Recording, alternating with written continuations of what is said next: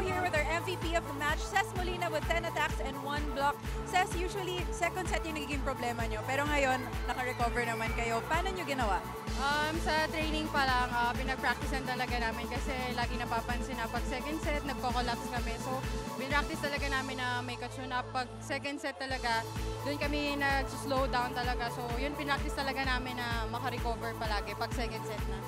And moving on to the semifinals, ano yung feeling ng team in terms of confidence, tsaka ano pa yung improvements na kailangan yung gawin?